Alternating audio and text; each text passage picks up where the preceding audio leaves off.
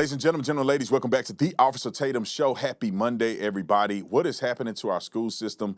I think we're screwed, to be quite honest. Put your kids in homeschool. All right, Stephen A. Smith responds to the NABJ. I almost donated to them, but then I realized ain't no love for brothers like me and Stephen A. All right, then Don Lemonhead and another guy, Elliot Connie, who I went on this interview in good faith to have a conversation with him. But you know, I'm making all that money for them because when they interview me, they get all the views. We're gonna talk about that in a minute because they get on after the interview and just tell lies, bro. It's crazy. And before we get to any of that, we have to first talk about the Cambridge professor who, man, bro, when you lie, just lie about a few things.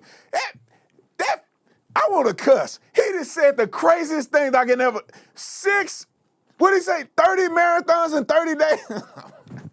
You ain't got to lie that hard, bro. Anyway, welcome to the Officer Tatum Show. I want everybody in this room to have that same spirit, that same identity carried in your life. Make sure that you go through life and find your purpose. And we don't do this just to get a pat on the back. We do it because we came here to win. And it starts with you understanding that God has a purpose for you. This is the time to be more bold than ever before. We're all Americans at the end of the day, and we should love one another. We should be focused on what's right for our country.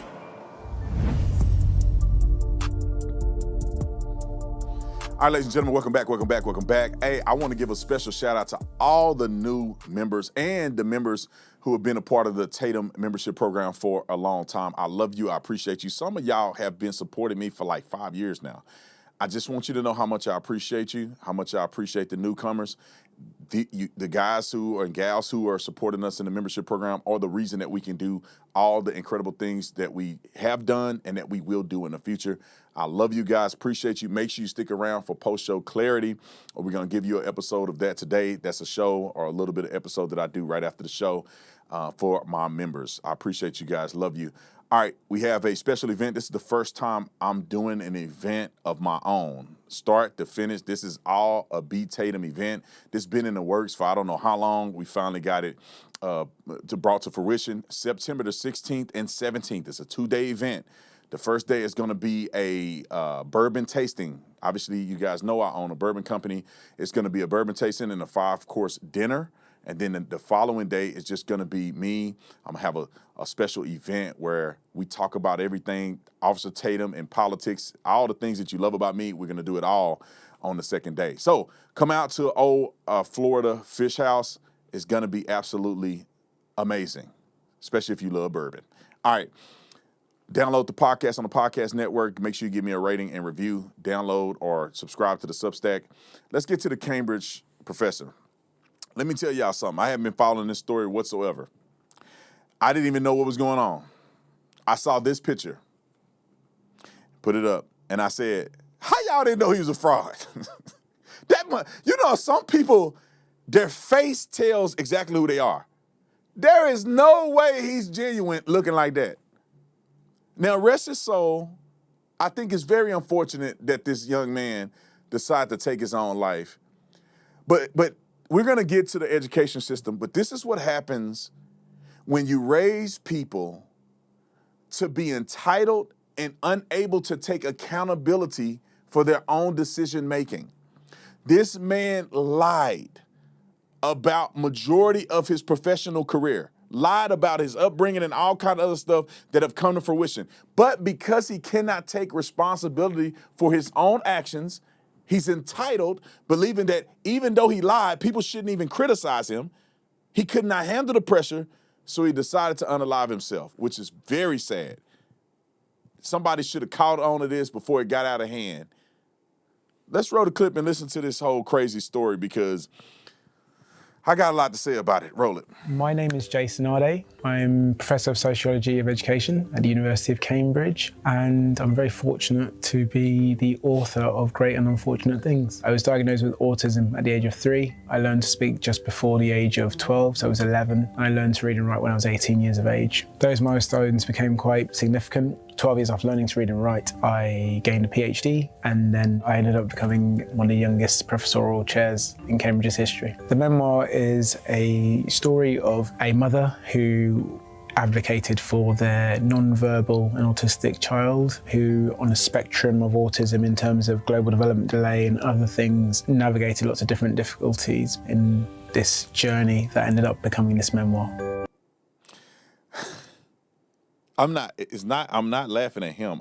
I'm perplexed that people didn't know that this guy made all this stuff up. Roll the clip. Here's the news break. We begin this half hour with the tragic end to the investigation into a Cambridge professor. Jason Arday had been facing accusations of plagiarism and dishonesty about his achievements when he was found dead. Kamal Afzali has more from London. Kamal, good morning. Good morning, Kelly. Jason Arday's death has prompted an outpouring of some sympathy and emotion from across this nation. It's coming from the university where his appointment made history through to the highest levels of government and across political divides. He was found dead at a home in South London Friday afternoon after weeks of public and media scrutiny over those allegations of plagiarism and questions surrounding some of his achievements. It would be the greatest story in the world if the kid who didn't know how to read and write managed to get a PhD. When Jason Arday became Cambridge University's youngest black professor 3 years ago, it was hailed as a watershed moment. How does it feel? He was interviewed on CBS News, sharing his belief on what made that moment possible. I think what is really important within that is the idea of instilling belief in people. But last week, he resigned as Professor of Sociology of Education. It came hours after Cambridge University said it was investigating his appointment. Arday had fallen from grace after facing accusations of plagiarising academic work and dishonesty about his achievements in athletics and fundraising. Those were claims he strenuously denied, admitting only errors in his work. In what would be his final public statement last week, Arday said his recent years were marked with an unrelenting level of public scrutiny. His decision to resign came after he, quote, reached the limits of what any person should reasonably be expected to endure. Ridicule, his former colleague spoke with him Friday morning, the day he was found dead. He told me this morning that he couldn't leave his home because his face was now so well known, his name was so well known. That he was a figure. Okay. Now, put this in perspective. The level of scrutiny that one should endure. Well, when you lie about everything that made you who you are, I mean, bro, people gonna get on your head. It's 2026. You enjoyed the fruit of your lies, but you don't want to enjoy the fallout. I'm telling y'all, please, if you are out here, you follow me or you follow, if I lie, get on me. I have to take it. Ain't no way. It ain't no way, shawty. I lie about all of this crazy stuff that this dude lied about. Matter of fact, I don't have to lie about nothing. I am who I am. God made me like I am. You know, some people try to bring up stuff about me. Brandon did this. Yeah, I did it. I don't think it was the greatest thing to say. I had to get on somebody's head on the internet 8 years ago. Homeboy want to get gangster, and I got gangster. I had to apologize to the Lord over it. But you ain't finna put it out. I ain't never said that. I said it. I meant it when I said it too. But anyway, enough about me. Come on, get to how he got exposed, and then when you gonna feel less sorry when you find out all the stuff he lied about, bruh. This is like a 3-year-old lying about something. Roll the clip. You broke the story of Jason Arday. Tell me the story from your point of view, how this unfolded. Jason Arday, a DEI hire, the youngest black full professor in the history of Cambridge University. Last year, it became widely known among faculty members at Cambridge that Jason Arday's backstory was totally fraudulent, that much of his work was plagiarized, that the work that wasn't plagiarized was of an absurdly low quality. These rumors, they were known to journalists. Arday hired a fearsome law firm specializing in defamation to intimidate the journalists into silence. The story unfolds and there's an attempted cover-up from Cambridge. So Arday called the police on Dave Harris and Jack Grove, the journalist who was asking questions. Over time, more and more of these preposterous things have come out. I've actually compiled a list and I'm at 61. This is the most extreme case of plagiarism that has ever occurred in academia. God, that has ever occurred in academia. All right, we got some more. Here you go. Roll it. Was my mother was a mental health nurse who holds 5 degrees. Who knows, that might be true. It's been cast into doubt. His problems then, unable to speak from the age of 2 to 11. I spent 10 hours a day in speech therapy 6 or 7 days a week. Now, people have gone back and they said where he lived, well, anywhere in the country, the NHS is not going to give you 10 hours a day, 60, 70 hours a week. That can't be true. Doctors said there's nothing in there. Pointed at him, they said there's nothing in there. He is a vegetable. And then a day before my 12th birthday, I said my first word, hello. Doesn't sound true. He says he was in the BBC series 7 Up, which followed children growing up. That can't be true. The BBC said he wasn't. Reading and writing, I could not read or write till I was 18. Football and snooker, he played both to a professional level, including a brief appearance for Crystal Palace. Seems untrue. Medical diagnoses, autism, dyslexia, dyscalculia, deaf in one ear, brain tumour removed just before his PhD, a stroke and a broken leg during a marathon. Hold on. Running. Hold on. Brain tumor released before his PhD. I just can't.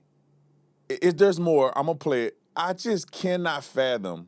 This is what happens when people are narcissistic and they're liars. They can't, there's no end to the lies, bruh. He just got to get crazy. He could have stopped at his mama having 5 degrees. You know, he could have stopped at playing professional or saying he's on a show that somebody can look up. Come on, let him finish, because the running, the marathon, roll the clip. In 2010 and 2013, 2015, he did 30 marathons in 35 days, including, by the way, breaking his leg during one but continuing. 300 miles in 3 days, 600 miles in 6 days, raised more than 5 million. He's now rode back from that. He did water charity work by installing water pumps in Brazil for the charity WaterAid. They said, no, he didn't. We never send volunteers overseas. I haven't even come to this bit, which is the key bit, which is the academic work, large sections of which appear to have been copied. But there's accusations of violent threats. He's been threatened with a knife, physically assaulted. This is at Cambridge, and spat on, had rape and death threats and bananas sent through the Cambridge postal system. He then says, we're nearly there, that someone broke into his faculty wearing a mask, carrying a knife, and say, if you didn't stand down, I'm going to stab you. He tells the Cambridge authorities, obviously they're very worried, they install CCTV cameras everywhere. Then he says it's happened again. They look on the CCTV, they can't see anything at all. So attacked twice or threatened twice by a masked man with a knife. And his mother's house had a pig's head sent to it as a threat. He then names the butcher's shop it was bought from. The newspaper, The Guardian, rings up the butchers and says, did you sell anyone a pig's head? They said, no, that's the kind of thing we'd remember. Not unless everybody on the planet is lying except him. It's egregious, brother. And I'm going to tell you what, it was even worse. He's the youngest black, and all of that stuff. And then with the youngest, now what happened to the youngest black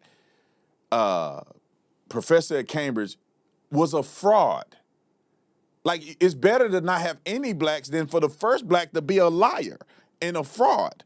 It's the same thing about the first female fighter pilot. I think somebody was telling me the story about this other day. I didn't know this, but they were telling me a story that the first female fighter pilot, people attempted to fail her multiple times and was unsuccessful because they're trying to push her through because they wanted this to be a reality. And how did she end her career? She went off the side of a carrier because she was not qualified. All right, here's some more. Roll it. Jason Arday is dead, and already Britain's black and minority political, academic and media class have begun to lionize him as a fallen angel who fell victim to systemic racism. This is false. Whilst Mr. Arday's death is undoubtedly a tragedy, my heart goes out to his family and friends. He cannot and must not be allowed to become a martyr.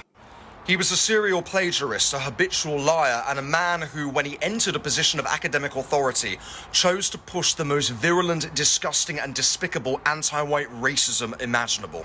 And when he was found out the first time, he chose to try and exploit the DEI mechanisms of the British state to get the journalist investigating him arrested. He was no hero. And what I also find suspicious is the reaction of certain academics who are claiming that this could possibly happen to them, that their careers could be ruined. Well, why? Not unless you're hiding something. I personally think there should be more investigation. All right, here's the next guy. I like what he had to say, too, about this. Roll it. Jason Arday was sacrificed on the altar of DEI and paid the ultimate price. As with everyone used as a symbol of virtue by progressivism, it never was about them. It is always entirely about the liberal elite and their desire to feel morally superior and look kind and tolerant at their middle-class dinner parties. Jason Arday was mocked and ridiculed not for being a fantasist or a bullshit, but for being those things and a professor at one of our most prestigious universities. He was the ultimate metaphor for everything wrong with positive discrimination. His claims were almost comedic in their grandiosity. He was the personification of what everyone has been alluding to is wrong in academia. The beef was not with Jason Arday, but with those who denied basic reality in order to have the youngest black professor at Cambridge. To try and avoid scrutiny, it was claimed he's being victimised because he is black. This is the very racism we're trying to rise above. The inversion of reality once more. Had he not been black, we would never have got here in the first place, and he would likely still be alive.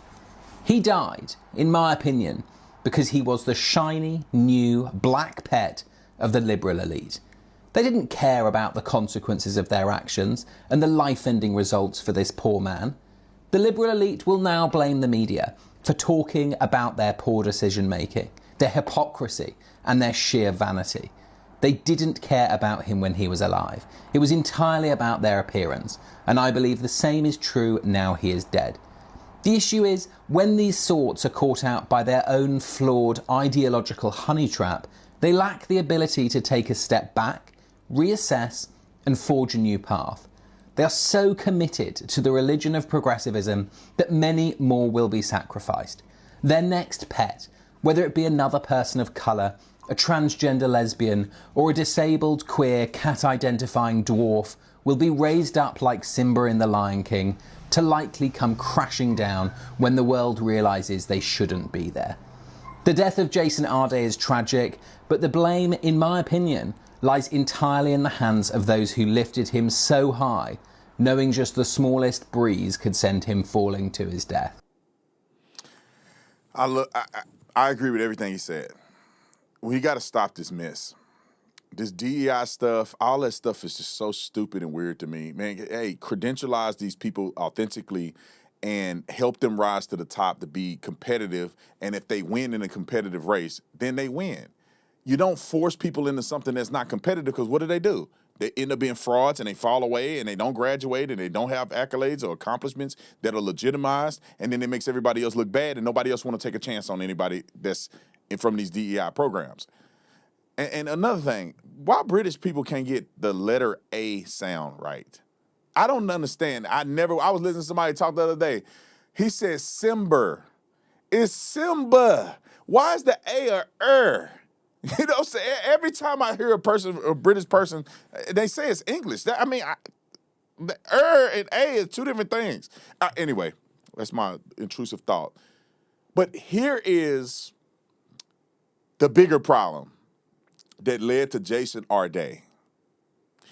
And it is the failure of the education system, because instead of educating young people and preparing them to be competitive in life, we're thrusting them through so we can have graduation numbers and statistical data points to tell somebody, or for somebody to tell the world, oh no, we're doing well in these inner cities. We're doing well amongst young people. Yeah, we're passing them. They're graduating, instead of the reality of the fact that these young people are illiterate. As seniors in high school, illiterate. And what does illiteracy lead to? It leads to you not being able to get employment, which leads to you not having a job to provide for your family. Illiteracy causes people to not focus on their future and decide to make poor decisions because they have no future in their own mind. So they have children out of wedlock, no income coming in, dependence on the government, and they end up going downhill fast. And then generations and generations and generations of doing that. Literacy is a compelling factor into whether or not you're successful in life or not. It is one of the factors. Literacy, working on a job, not having children out of wedlock and staying out of the prison system. 120,000% you won't end up in poverty if you do those things. All right, let's talk about it. Here's a teacher that went viral not too long ago because he cried at the idea that his students are like completely unprepared for the real world. And I put my life on it. This is probably an inner city school. What people are not realizing that's going to hit you like a semi truck on a freeway driven by an illegal alien, it's going to hit you hard because what people are not understanding is that it's not a black thing. Unfortunately, black people are in poverty more than others, so therefore it appears to be a black thing. This is going to end up being a have and have-nots. This is a class thing. This is people who are under the poverty line or are floating around middle class will have access to public schools that are failing, and people that are elite, that have enough money to put their children in a private school and elite schools are going to succeed educationally while others fail. It's going to be a class thing. Rich black people got their kids in private school, homeschooling them. Poor black people do not.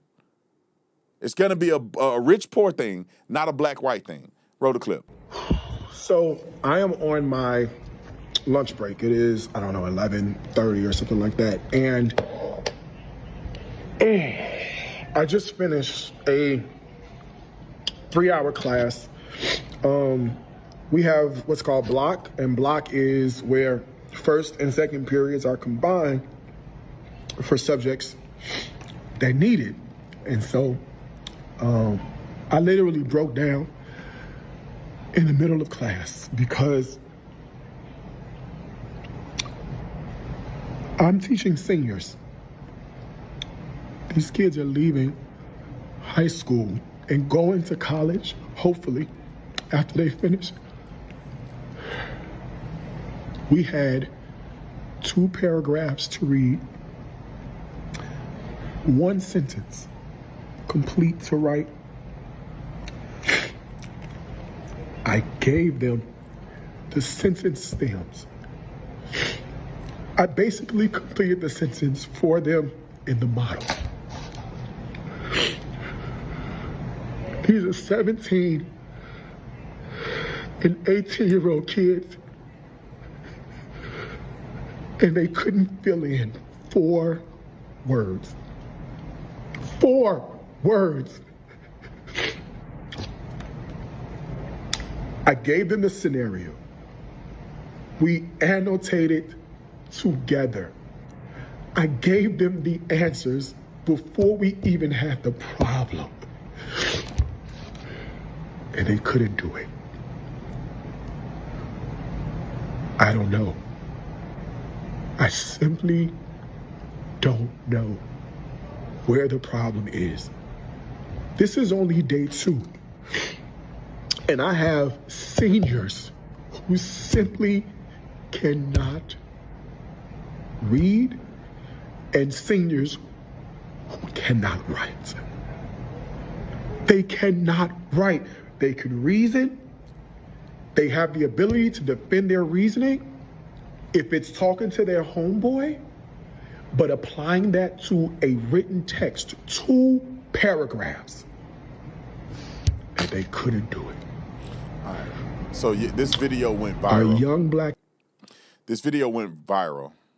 Obviously, he's talking about inner city schools. I went to an inner city school. Let me just explain to you kind of what the inner city school looked like at Dunbar High School. Y'all can go look it up in Stop 6, right in the middle of the hood. When I went to that school, you had 2 paths that you could take. There was a magnet program where if you took the magnet program, and those teachers would hold you accountable. They were hard. They were difficult. I hated them. I wanted nothing to do with Mr. Bosch. If he's still alive, I hated him. I was wrong, but I hated him. My Spanish teacher, who didn't speak English at all in the Spanish class, I hated her too because I failed that class. Who else was in there? There's the path of success. Or you could take the other path. Miss Turner, who let us cheat in the class, and we just cheat on the test, and she'd catch you and go, "Put that paper away. I see you." We already finished cheating, lady. And then she graded the test after we cheated, and she saw us cheat. Made an A. Miss Turner saw us cheat on the test. Who's the other one? My Spanish teacher, who was a black lady. Figueroa. What she used to say? She used to say all kind of stuff wrong. I had the Spanish when we were in there talking about it before the show. I can't think of the Spanish words that she used to use, but it used to be embarrassing, right? It's like somebody off the street saying fake Spanish words.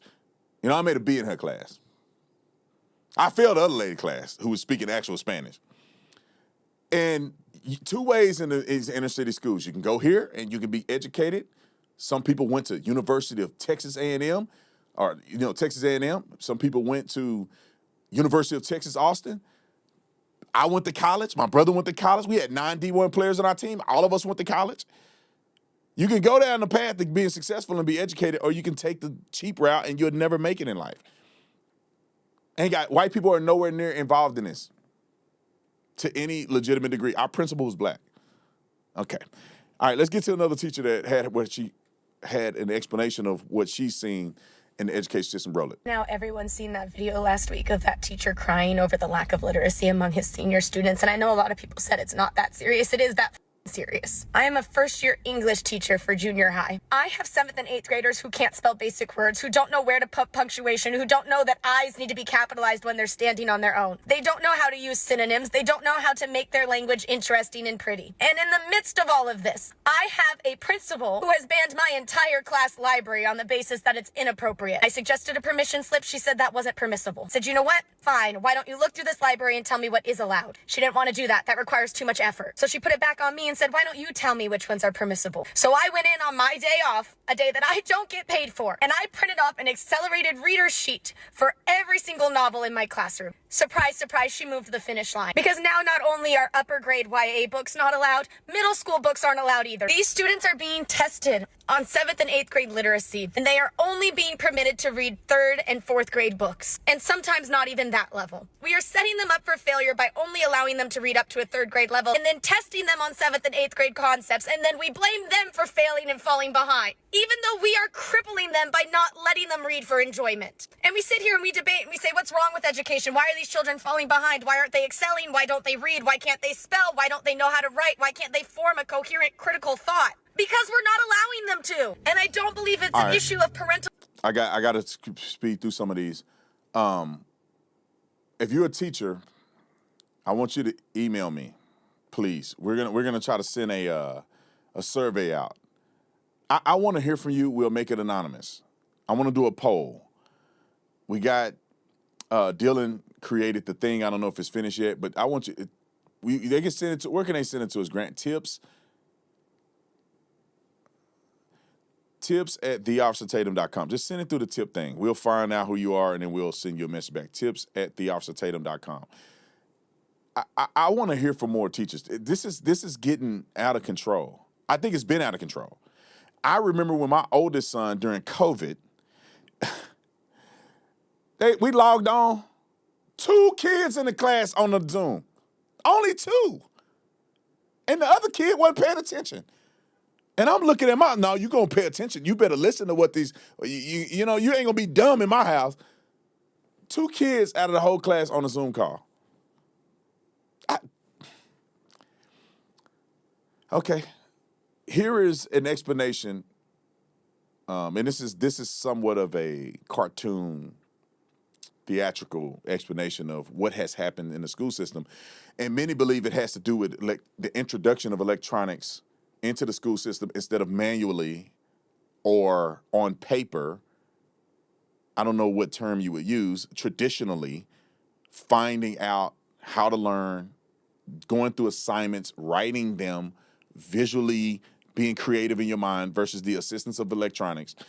And this is what is being said, and I think people need to listen to it. Roll it. American students are getting dumber. And for once, it might not be the kids' fault. The reading skills of American high school seniors are the worst they have been in 3 decades. A third of 12th graders don't have basic reading skills. Almost 1 in 2 students scored below basic level in math. And this started before the pandemic. COVID didn't cause this, it just made it worse. So what is causing it?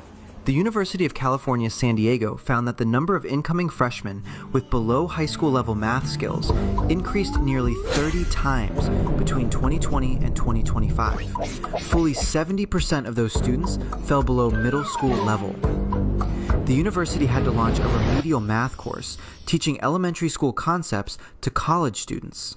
And PISA, the gold standard of international student testing, found that students who spent more than 1 hour on digital devices during the school day performed dramatically worse than their peers. Pause. Okay, next clip, real quick, couple seconds, because I want to just prove the point to you guys, and you guys can hit us up on the tip line. But play this just real quick. My name is Dr. Jared Cooney Horvath. I'm a former teacher turned cognitive neuroscientist who focuses on human learning. And I do not receive funding, nor have I ever, from big tech.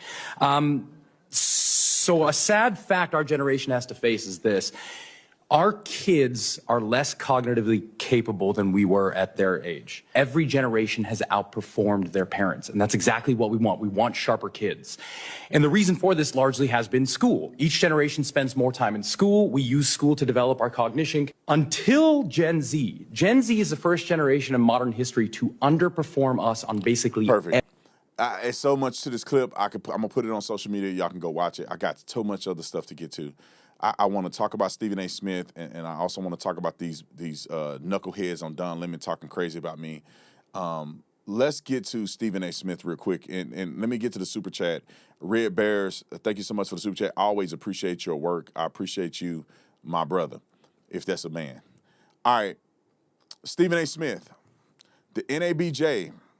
I was going to donate to the NABJ through a reason why I was donating through a person that I just absolutely admire, who had a campaign with the NABJ. Then I looked at the website and I said, I don't think I want to support an organization like this whatsoever. And the reason is because I don't think they're fair. NABJ is National Association of Black Journalists. If you're not a black journalist who they agree with, you don't count. So it's really not supportive of black journalists. It's supportive of liberal black journalists.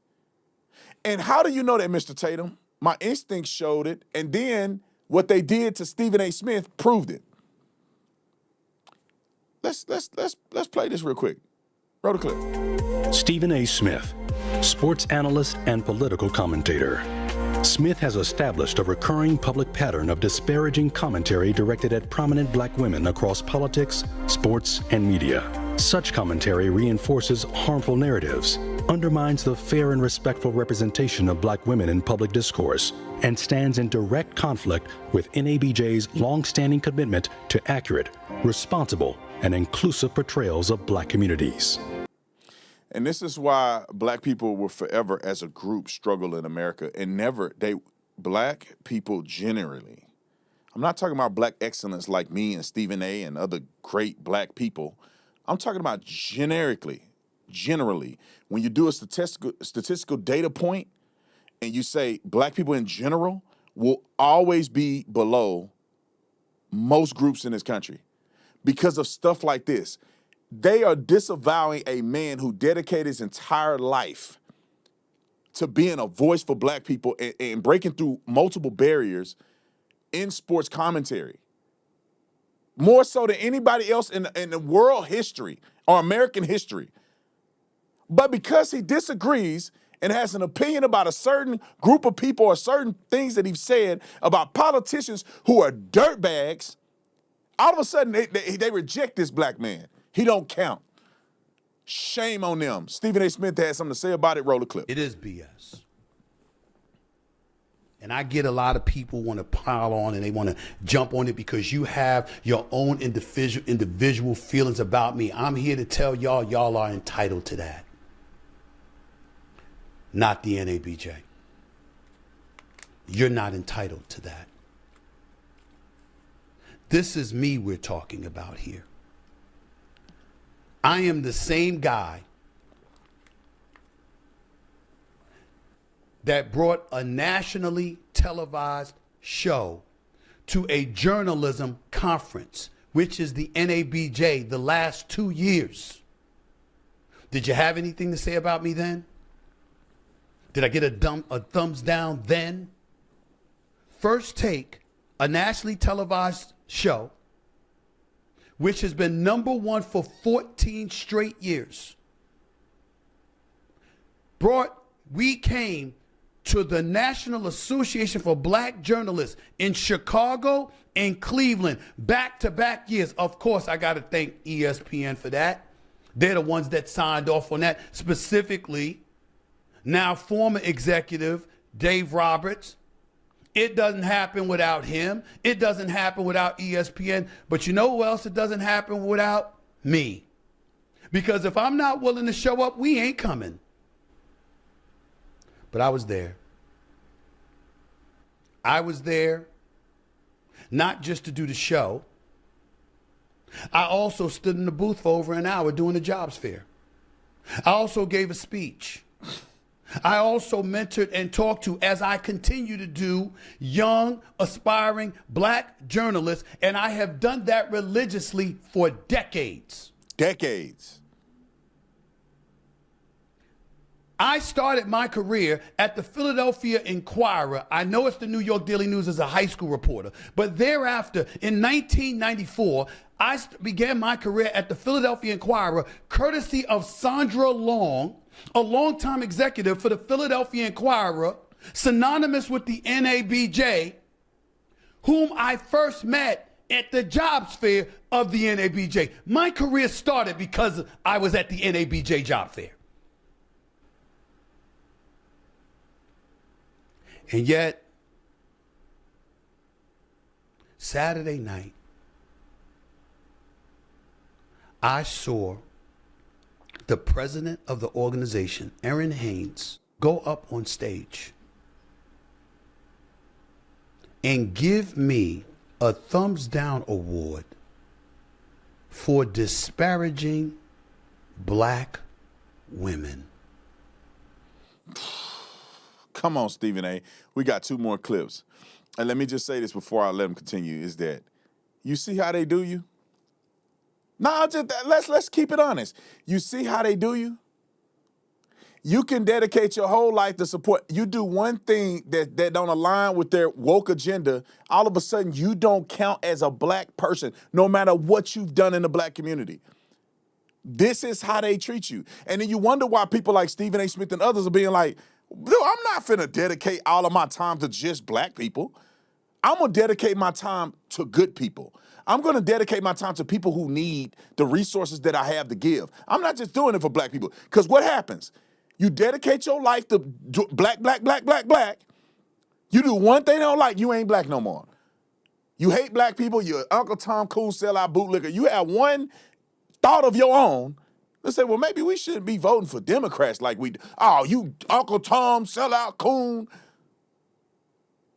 Just imagine if his career was dependent on black people. Just say if he worked for the NABJ and the NABJ was his career and he was the CEO and he came out with his opinions, they would oust him and put his career to the back burner because they don't like something he said about one of these nappy head. Because Stephen A. don't talk about good respect for women. He talk about nappy head, what's her name that's in Congress, that's ghetto and stupid. And he criticized her on her policy positions. He didn't say nothing disrespectful. He didn't call her nappy head like I just did. He was very respectful, and look how he did it. Come on, he got some more to say. Roll it. This ain't about disparaging women. This is about people who've politicized everything, looking for an excuse to come at me because you don't like what I have to say. Right. I'm going to put it out there. This is about a bunch of liberals, a bunch of Democrats coming for me. Right. Which is why I should be flattered, because you hear the footsteps, don't you? Come on, Stephen. You know, at any given moment, I can decide to come at it. I can decide to run. Because with the stuff that I'm seeing, it wouldn't be hard to win.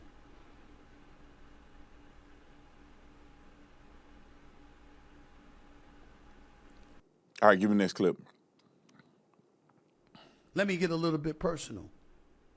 I own my own YouTube channel. I have 6 black women working for me. True. My financial advisor is black. Her name is Stacey Robinson. A brilliant, marvelous lady, and one of my dearest friends on the planet who's watched my back for decades. My lawyer is a shareholder and partner and one of the elite lawyers in this country named Janine Barnes. At a prestigious law firm in Washington, D.C. She's a black woman. I've been surrounded by black female excellence all my life. Where are your facts? Where are they?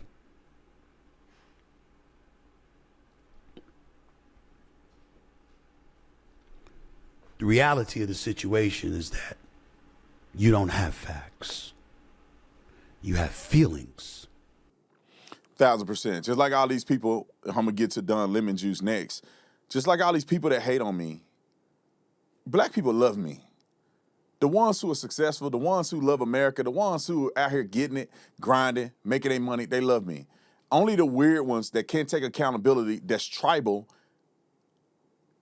talking about me, and you married to a white, look, put this fool on here. Hair falling out. All that jigging and stuff they doing, and him and his white man got his hair falling out. But, brother, you married to a white man, allegedly. Why you gotta be like you prioritize blackness over anything else? Why didn't you get a black man? Since you so black and it ain't always trying to good. Well, what that white man doing for the black community? Instead of, I would say he effing the black community. That's what he's doing through you. All right, anyway, I'm trying not to be, y'all know I like to joke a little bit. Let's get to some of this stuff he said, these fools said about me. And this Elliot Connie guy, y'all saw that interview with him. He was so nervous. His voice was cracking. I'm like, bruh, if you didn't paint me to be a monster, you wouldn't get nervous interviewing me. I'm just a regular person, dude. I love the Lord. I love all people. I've been black my whole life. All right, let's pull it up real quick because I got 10 minutes before I got to get to something else. But let's play this clip. Don Lemon decided to talk about me again on his show with this guy, Elliot Connie. Roll the clip. Back now with psychotherapist Mr. Dr. Elliot Connie. He is also the host of the Family Therapy podcast. Doctor? Okay. Not doctor, though. I'm a master's level. Sorry. Okay. Master degree. That's Master. Okay. Time out. Why am I joking about that? Because these people, they try to grandstand on this. I'm halfway through my master's degree at Grand Canyon University. I'm killing it in the industry where I'm getting my master's degree in, so I don't need to finish and pay money just to get a piece of paper.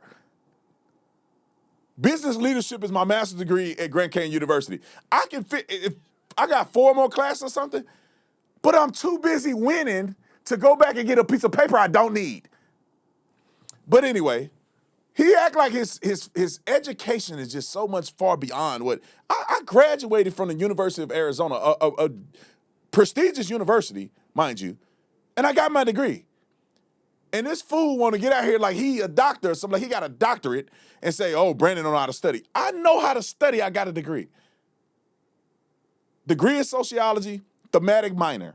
Africana studies is in my minor, and also communication in American Sign Language. I can communicate better than you can.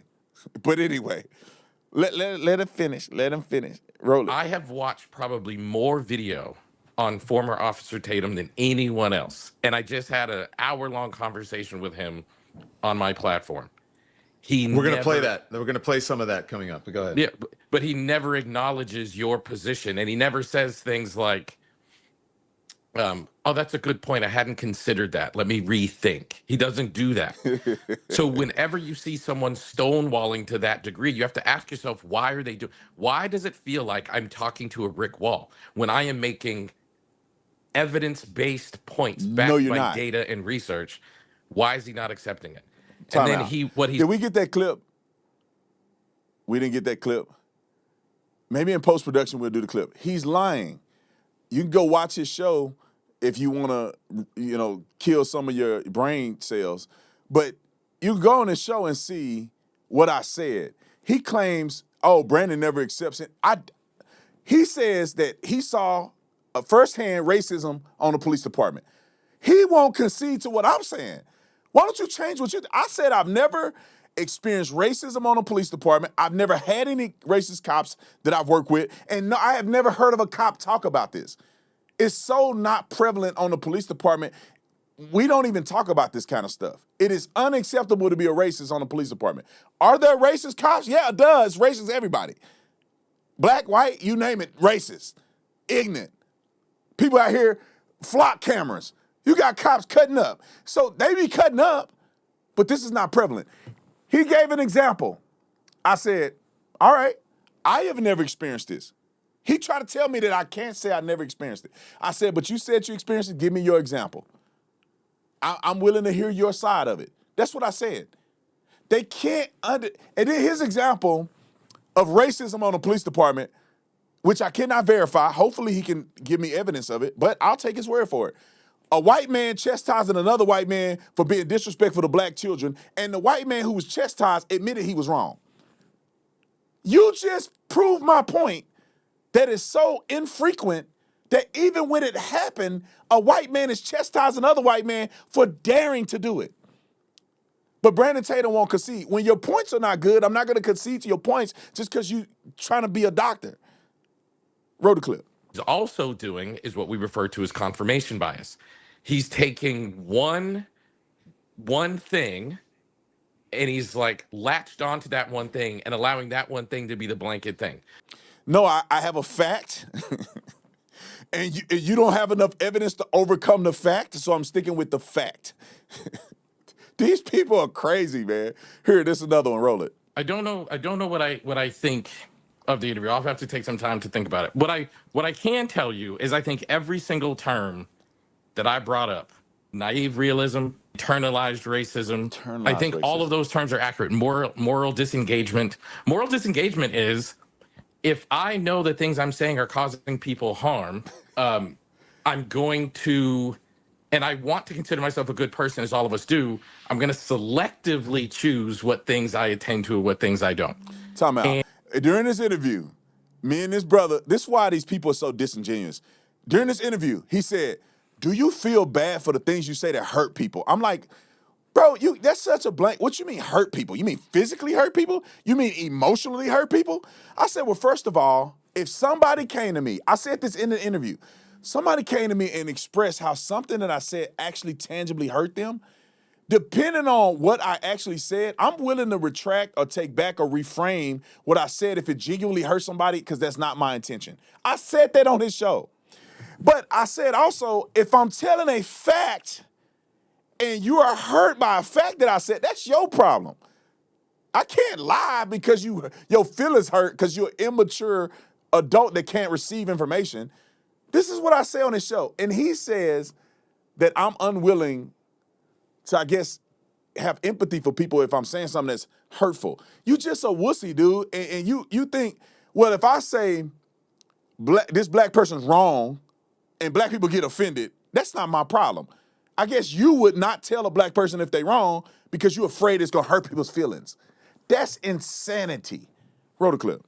And he is doing all of the things. And I wanted to have this conversation, quite honestly, for that reason. I am a mental health professional. It's what I do. I've been listening to Mr. Tatum this whole time, and I've been hearing it through a clinical lens. And I can see not just the grift, but I can see how he's doing it. So what was important to me to do today was to have a conversation where you could see what he's doing in real time. You saw him move. I was very intentional about every single word I said. I was very intentional about letting him talk when he spoke, but you watch him, he clearly does not know how to digest research. You don't just take two contrarian pieces of research and say, oh, these two things disagree, then all I have to go into my lived experience. That is not true. Okay, all of this is public because he put it out on his social media. That's not my explanation of digesting research. This fool said he has a particular item of research. I said, I haven't been able to evaluate the research. So I can't agree to something that hasn't been evaluated. You cannot concede to research without validating it. So I said, for the sake of argument, I'm going to validate your research. And the other research that I have, I validate that research because I've already been able to validate it. So I'll have your research, my research. Let's just say that they both are valid and they're contrary to one another. You have to go off of you can utilize your lived experience to lean one towards the other. For instance, if you're a person who spanks your kids every time they do something you don't like, right? You spank them, and you do not see positive results from spanking your children. There's researchers that say that spanking your children is effective. There's researchers that say that spanking your children is ineffective. Which one do you lean towards? Well, you go, well, my personal experience with spanking my children is that it doesn't work. I lean more towards the research that says that spanking your children is not working. That's if both of them are validated, which means if you're going to do research, there are people that do research in a biased manner. So you may have people that agree with this research, but they did not do a balanced research. It's still actual people that are having examples that are agreeing with it that may be enough to validate it. Let me just give you an example. If somebody was saying that they're eating bananas before working out is a thing, and you have a person that say eating bananas before working out is not a positive thing. If you interview certain people that have eaten bananas and you do a sample size of it or whatever the case may be, you talk to scientists and researchers. Let me do a better example. COVID. Well, you have people that are saying COVID-19 is this, and this. They forced it down our throats. These are people that are legitimately, quote unquote, legitimate scientists, legitimate virologists that are saying this is the worst thing that ever happened, blah, blah, blah, blah. Then you have others that are saying this is completely false. mRNA vaccines are wrong. They're bad for you, blah, blah, blah. These two things can be validated. The CDC validated some of this research that were contradicted. And now what has come out is that the side that the CDC took was wrong. But at the time, the source material and all was accepted as prominent research to draw from. Hospitals used it. Medical professionals used it. This side had a legitimate approach too. So what I'm saying is that a person can do research on both sides and be legitimized, but that does not mean that you have to say, with both being legitimate, I'm just going to pick this one or not. You got to go off of your lived experience. If you're a professional and you're giving people vaccines and they're all dying, and you got research that says that they won't die because of the vaccine, you got to say, well, maybe the research is incorrect. The research that's saying that people are dying due to vaccines, I'm watching it happen in real time. Anyway, let's get to the next clip. And then I got to move. Row. There's a really interesting thing that he's not able to do, which I find psychologically incredibly fascinating. When he sees a successful black man, he says there must not be discrimination because discrimination must mean black people can't become successful. He doesn't understand. For example, he did an interview on Jubilee and he said, raise your hand if being black stopped you from being successful. Time out. Well, that fool said that he watched all of my videos. This is what he said at the beginning. I watch it more than anybody. He just made that up. I never said anything like that. And he made up a false premise. I've never said that when I see a black person successful, I think discrimination don't exist. My whole premise is that discrimination can't stop you. I'm not saying people don't discriminate against you. He knows that's not my premise. I said it on his show. But they can't accept that. They have to be victims. I said discrimination, people discriminate against people all the time in multiple facets, whether it's race, whether it's looks, whether people discriminate against you. But racial discrimination won't stop you from doing nothing in your life. So he was wrong on the first premise. And then he claimed that in the Jubilee thing that I said, go back to what he said, being black has anything to do with success or not. Go back and play it. I find psychologically incredibly fascinating. When he sees a successful black man, he says there must not be discrimination because discrimination must mean black people can't become successful. He doesn't understand. For example, He did an interview on Jubilee, and he said, raise your hand if being black stopped you from being successful. Time out. Raise your hand if being black stops you from being successful. Let's roll the clip of Jubilee. He said, if being black stops you from being successful. Y'all heard that, ladies and gentlemen? This is why you can't trust these people. Listen to what I said. Raise your hand if there's white supremacy have stopped you from being successful in America. I'd just like to say that... Time out. Had nothing to do with being black. I said that's white supremacy, and then these people, and I'll play it another time, I should actually go over it. They go on to talk about anecdotal one-off things, and let's go to the guy at the very end, because he's a summation of everything that everybody said. Listen to what this fool said at the very end, the guy that I'm sitting across from with the professor that said he was an educator. I have experienced discrimination. The reason I responded no to your question was if it held me back. No, it didn't hold me back because I fought against the discrimination, but I was discriminated against when I was looking for housing, when I was trying to get my master's degree. One guy even told me it's not because you're black. When I saw a bunch of white people, he did not want to give me housing. I was also targeted by the police on multiple occasions. And then 2 weeks after Donald Trump became president, I was on my lunch break at my job and a white guy drove past me and yelled white power. He was emboldened because of Trump's rhetoric, and that I've been called the N-word just walking on the street multiple times by white people who feel emboldened by Trump's rhetoric. And so I have struggled against difficult odds, but it hasn't stopped me because there's something inside of me that is determined to succeed, and it's because I want to help people. I want to be that person that I did not have. What are we saying? I went on a thing and I said, raise your hand if white supremacy or whatever stop you from being successful. None of them said that it stopped them from being successful. They talk about somebody calling the N-word. Somebody wrote down a window and say, F you N-word, like you lose your job if they yell at you for saying. How does that's a word, N-word. Black people call each other N-word every day, but you hear a white person, somehow it hit different. I can't make it in life because a white person said the same thing that Drake been saying on all his songs that I listen to every day. All right, this is the last video.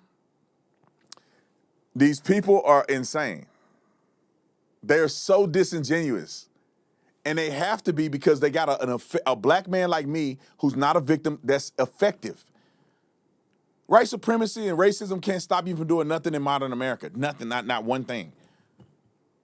And I said on his show, I said this in Jubilee, I'm not saying that discrimination don't exist.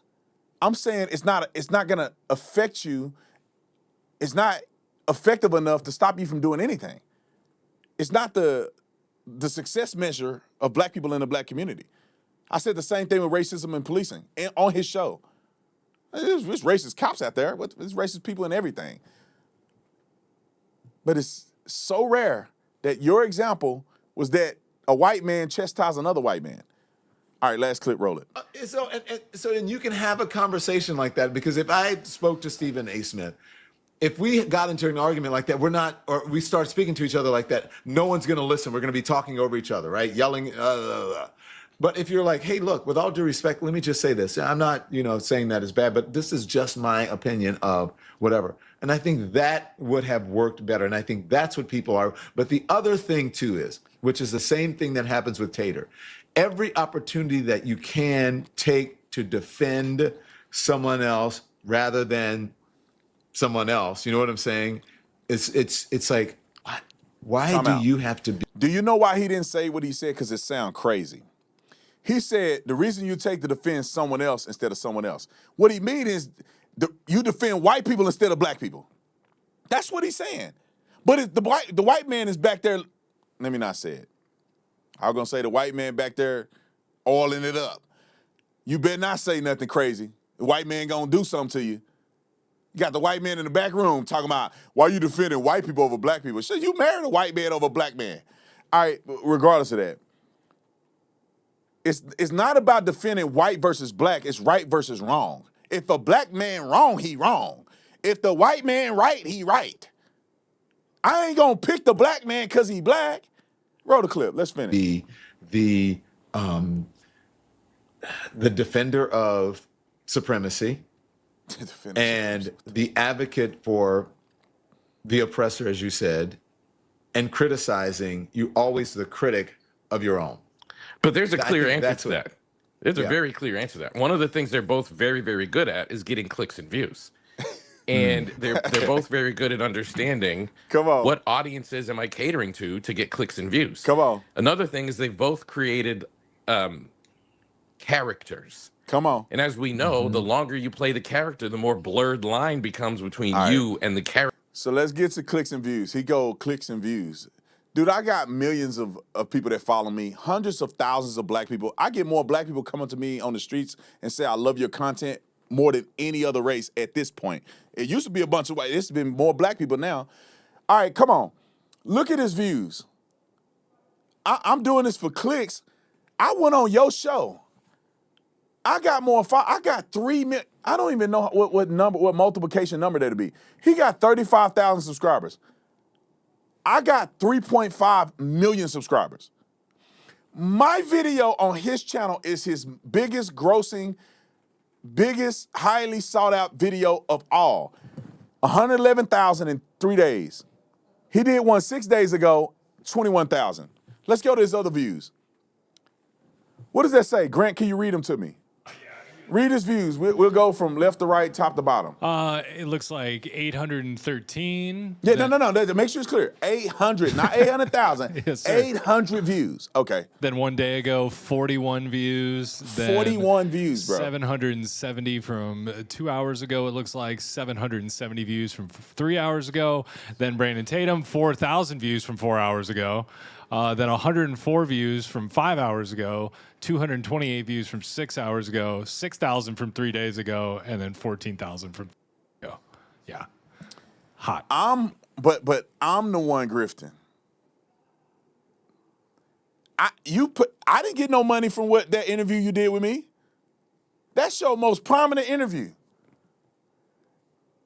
Remember, old boy said he wasn't gonna say my name no more. Don Lemon. He's still talking about me. They ain't call me Tater. The gayest term he can do is Tater. You would say Tater. Dude, can you come with something gangster? Officer Taters. Get your gay. All right, I ain't gonna say that. I love gay people. I love y'all. But he just weird and gay. He can't be a gay normal. He gotta be a weird one. Anyway, I'll finish it with this. I love you guys. I appreciate you guys watching. I got a meeting real quick that I have to do. After the meeting, me and Grant gonna do a real quick post-show clarity. We gonna talk post-show. We just, decompress, talk about things that I normally don't talk about on my show, random stuff here and there. So if you're a member, you have access to it. So join me when we come back. You can watch it. Go watch the rest of them too, since you already have access to them. But ladies and gentlemen, my wife she tell me sometimes, she go, don't give these people airtime. I love doing it. I love getting my voice out there and watching them melt down in the middle of the street because they're not genuine.